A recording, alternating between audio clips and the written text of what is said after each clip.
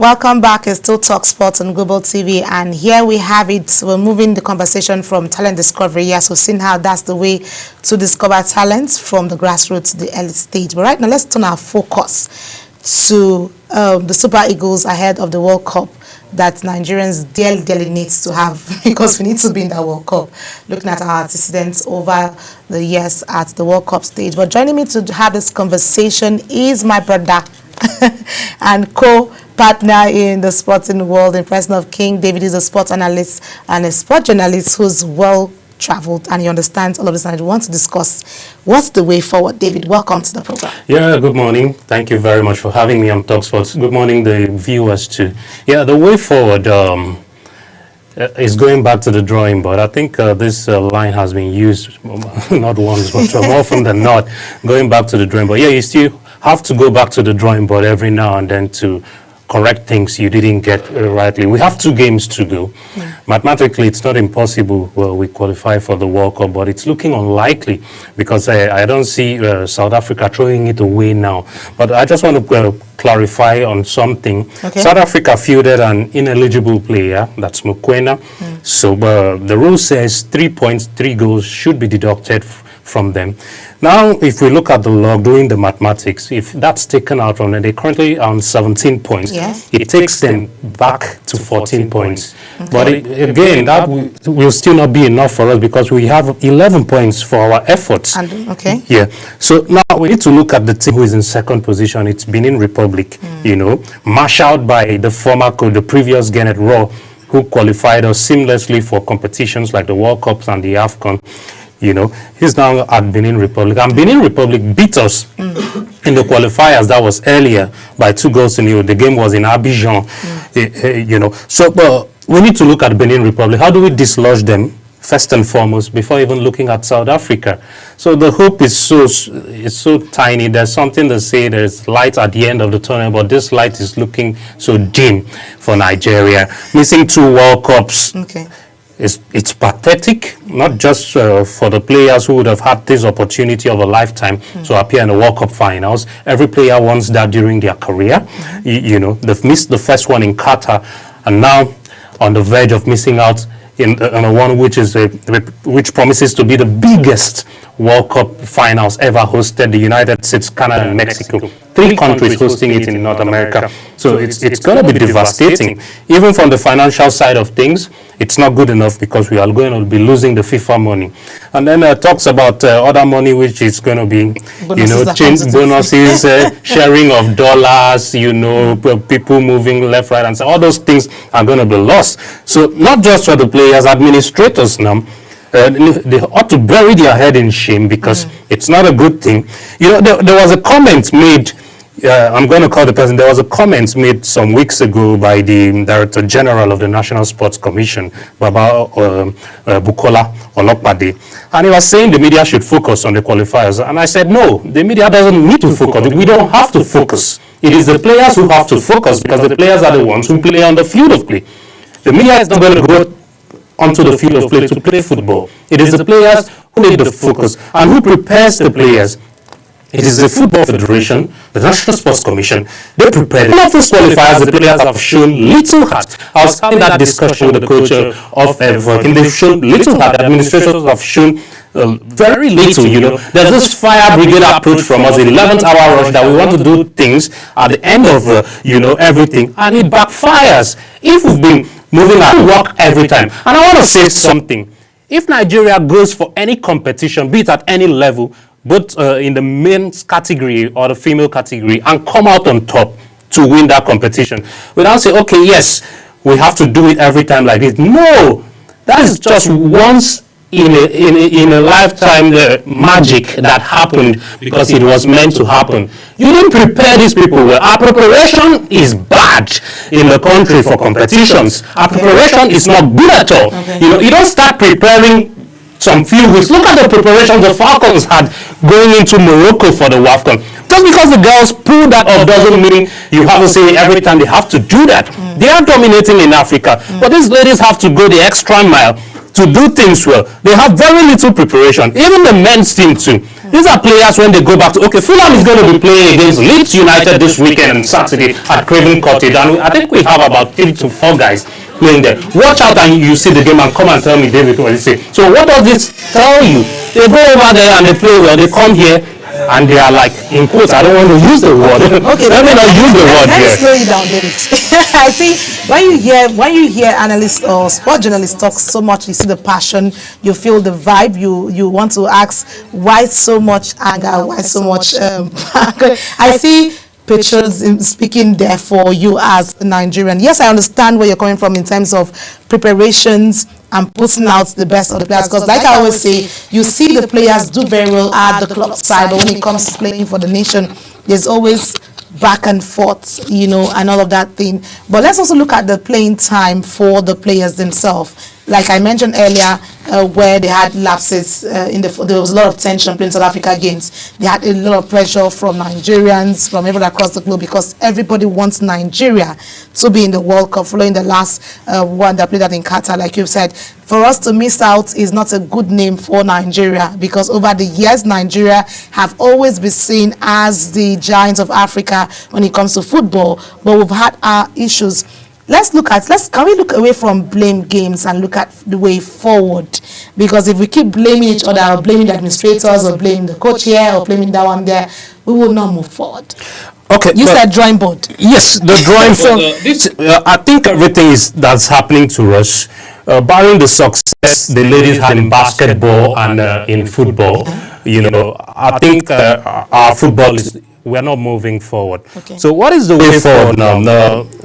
We are as good as a reflection of our country. I think it's a leadership problem, it's a leadership crisis which has to be put in place. It's a leadership problem. You cannot mask, you cannot serve food in bad plates. Okay. I'll tell you that. It's a leadership problem. Okay. Yeah, the people at top, they need to look at themselves and say, what is wrong with us? Why do Nigerian citizens move with green passport, and when I go to the airport, I have to go to one side and others are allowed to pass? Why does that happen? Okay, yes, I'm a journalist and I might talk and they might say, okay, go. But others, I see others being pushed to one side. You cannot bully me. Yes, because you can't do that with me. But what about others? Now, the players were in South Africa. Before they could get cleared, it took a while. Meanwhile, players need to go into the hotels. They need to rest.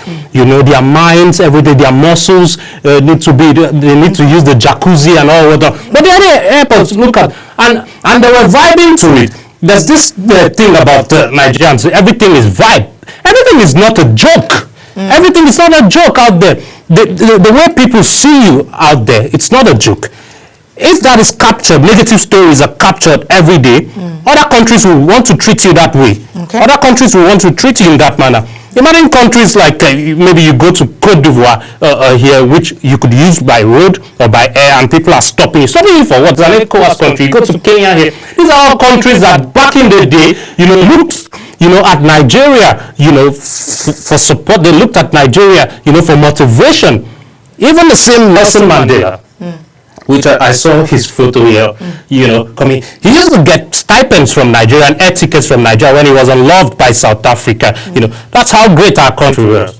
You understand me? With the Nigerian Airways, we had our, you know, our flights, our signature, our everything. Where are all those things? Where are those things gone to? Okay. And you want to have a model. Now you look at Morocco, you look at the facilities that they have, for the sporting facilities, you look at the coaching, you look at the grooming of players from the underage level as they grow into this, and you look at them with envy.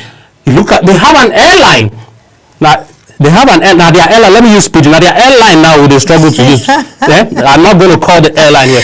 Where are all these things gone for Nigeria, for crying out loud? This goes back to all of the questions and all of the banters where, like I said, when you hear people talking like this, it shows you the compassion and the way we want the things to change. I know, David, we talked back. Let's bring that here for everyone. Talk about facilities. Don't forget the coach before he left us here. We looked at facilities and proper structure for footballers to go out. Let's look, for instance, we played in Uyo You saw the pitch in Uyo. How many times do we have to have games, football games, and then we have to make use of Uyo? What's happening to the MK Abiola Stadium? A lot of people have asked questions. I remember when the chairman of the National Sports Commission was at the National Assembly to defend the budget for 2024. And then they raised a lot of concerns about the stadium facilities, where all of the structures are being looked into. Yes, they've agreed that it is not properly put in place. There are a lot of lapses there, but they want to look at the way forward, provisions for sorting of all of those facilities. But let's look at this video that we have there that talks about the pitch, because I played it earlier. But David, I know you have a lot of interest in it because you went to cover an event in the stadium and you talked about that particular structure. You've mentioned leadership challenge. I don't want us to do the blame game. What can we do? Because I'm focused about changing the narrative of things. Because if we keep throwing punches or keep throwing stones, it's something gets us. Let's look at that. While the video is playing on the screen, let's talk about the facilities. You've seen the state of the main bowl. Yes. That's the pitch. Yes. It has degenerated up to a point that, man, this is heartbreaking. Yeah. Okay, there was a photo that popped out, the new Prince Moulay Abdallah Hassan Stadium, 60,000 capacity in Rabat, in the capital. You know, this doesn't have a track. There's a new stadium in Morocco. And then I put it side by side with this clip here. Okay. And you have to shed tears for Nigeria. Goodness me. Is this a state of a pitch? The national stadium? I want to tell you, this main bowl, the federal government, you know, allocated more than 12 billion naira in 2025 is captured in the budget for the rehabilitation of this main bowl. Okay. There is another 4.5 billion naira for the construction of a sports secretariat. I don't know about that secretariat, I've not seen it. And there's an additional 2.1 billion naira for the construction of the National Olympic Committee headquarters. But now let's talk about this main bowl. What's wrong with it? This is 2025 and we are in third quarter. Are we final quarter of 2025? Look at the state of the pitch. Can this anywhere? Can you find this? You can find this in Senegal. You can find this in Ghana. You can find this in Cote d'Ivoire. You can find this in Morocco. Okay, let's look at even the stadium there. Where the stadium itself now. The stadium itself now. The grass has grown taller than me. I know I'm close to 5'9". The grass has grown taller than me. If people cannot clear the grass, open the stadium for Nama to enter and eat the grass. For crying out loud, you cannot leave environments like this. Snakes are breeding inside of it. You need to go to the stadium and see how it is. Okay, so right now you've talked about leadership and the way forward. Sometimes I tell people when you're looking at leadership at the top, you need to, I'm not saying you don't have a right to a conversation. I'm saying that instruction passes down. There are people in charge of sorting out those areas of that, which is true instruction passing through down. Let's look at maybe provisions, like you said, because of the budgetary allocations put in for all of those structures to be put in place. But let's say probably that provision has not gotten to it. That's why it's not been. It's a rainy season. Even in our houses, we have grasses. It's just for us to pay attention to maintenance. I know maintenance culture is one major challenge we've had to facilities everywhere. Not just the stadium. Madam Presenter, yes, it's the rainy season and grass grows rapidly. We know about that, but a lot of young people, you know, I cut grass. I went to a boarding school, a very rough one. I cut grass. So openly, there are people who are looking for jobs, and I don't think if you pay people stipends to go in and cut grass, that place will not be level in the next 1 hour with sharp cutlass. So that is not an excuse, rainy season or not. And we also have mowers that can cut grass. Okay. And I think if you have a budget, sometimes, yes, money can be prolonged to come down from the office of the accountant general and all that before it gets to the final decision. But this is September, and we cannot say the money has not come down.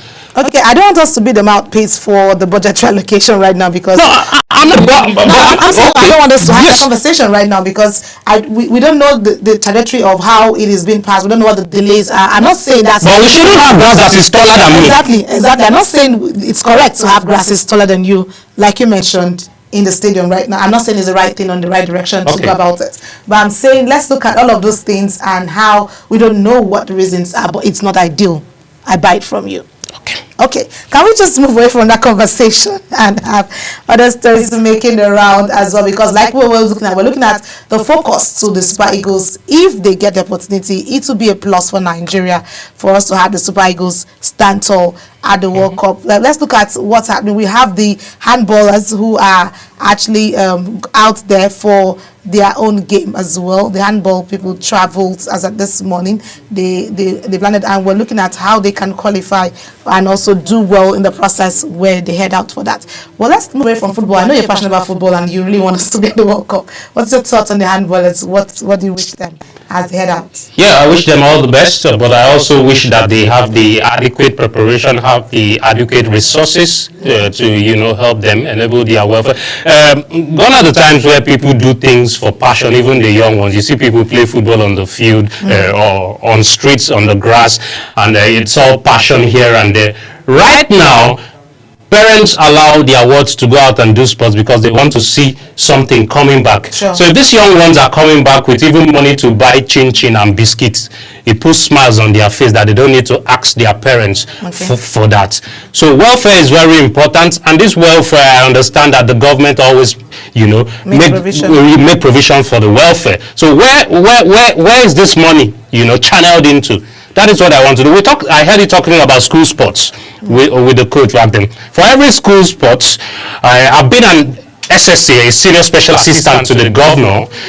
For every school sports, there's a budget for it, and there's money released. To either the sports commission at the state level or the commissioner, the youth and sports ministry of youth and sports. But the people who are competing in this sports, what do they take home?